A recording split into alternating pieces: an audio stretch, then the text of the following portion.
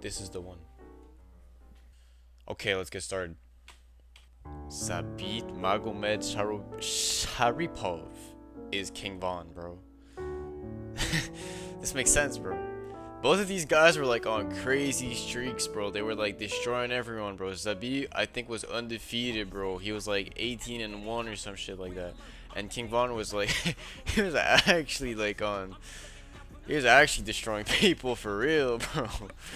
And you know, both of these guys left too early, man. Like R.I.P. King Von, bro. He was one of the greats, bro. He could have been one of the greats, but you know, like Zabit, we'll never know, bro. We'll never know.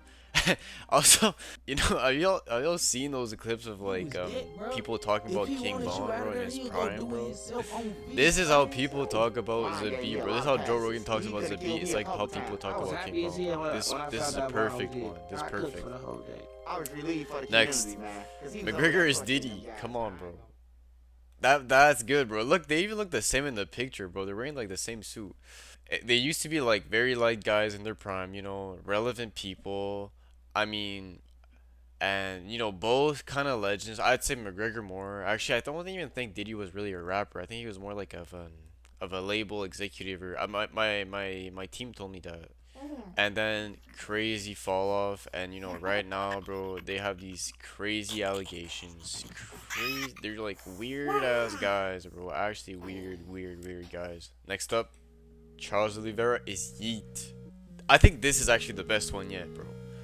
Like, both of these guys, bro, had a crazy run in 2021, 2022.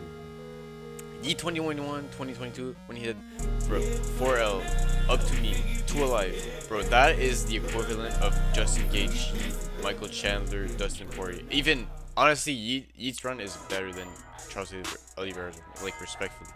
But it had that same energy, that same hype, bro. It feels the same. And, you know, they're a little bit out of their prime right now. They're not doing the best, but they're still up there, you know. They're still, I mean, I think Yeet is actually the most famous he's ever been right now, but in terms of quality of his music, it's not there. But you know, they're still liked, and they got crazy loyal fan bases, bro. Yeet fans, bro, they listen like an actual like Yeet fan, bro, knows every single song on Up to Me and like all that shit, bro. And I feel like Charles Oliveira fan have that same energy, bro. They're like they love Charles Oliveira no matter what, no matter like who he's against, or same energy. Alright, next. Ilya Taporia is Nets fan. Hear me out, guys. Both of these guys are on a generational run right now, bro. They're dropping banger after banger, bro.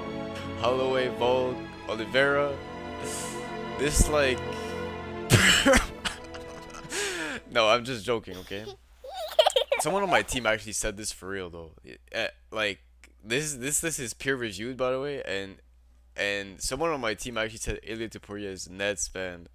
No, I think a better fit for Nets fan is Ian Gary, because both of these guys are still kind of upcoming. They're still kind of in the underground. I mean, Nets fan, I guess they're not really that underground anymore. But you know, they had crazy hate starting up.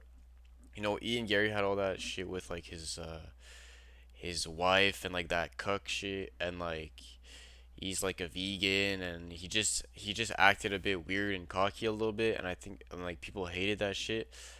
You know, Ned Span was just this 16-year-old white kid.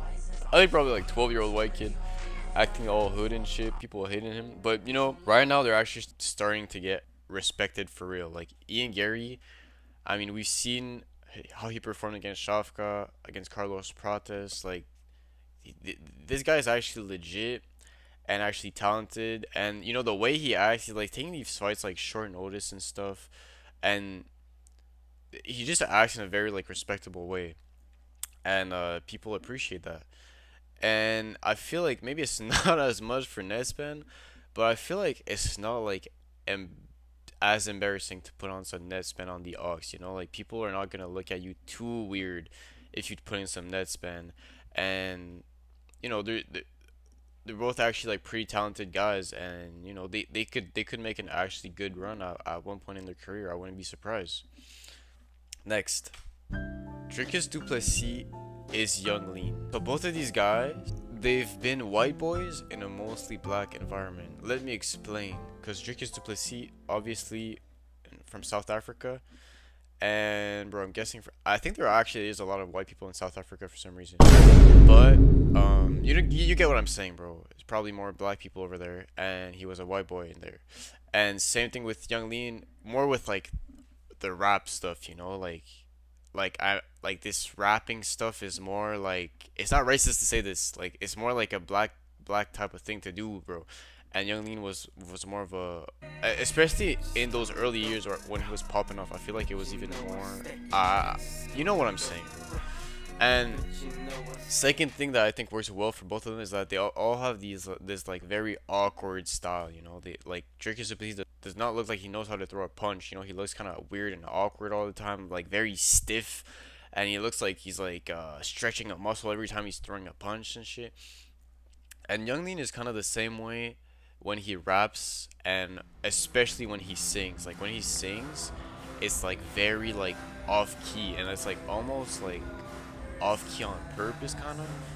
And but for some reason, it still works, and it's still like a banger. His songs are still bangers.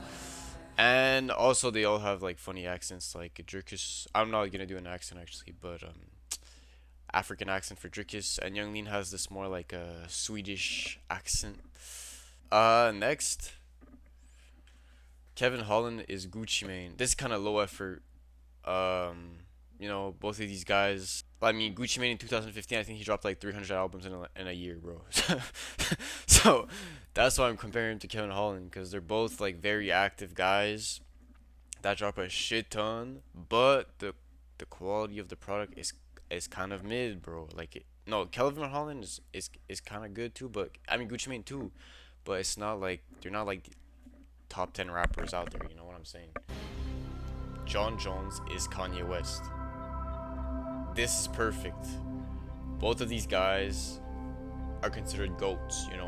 Both of these guys, it's not controversial to put these guys in your top three.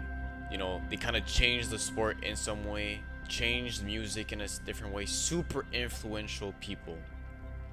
But they are controversial. I mean, John Jones, how many felonies does this guy have? He like fucking did it. How many hit and runs did he do? And, took some PDs and has some controversial decisions. Ducking Ngannou, ducking Aspinall. You know, and now Kanye like has always been kind of controversial. He did say some stuff about like slavery back in 2016. He fucked with Trump, which was controversial.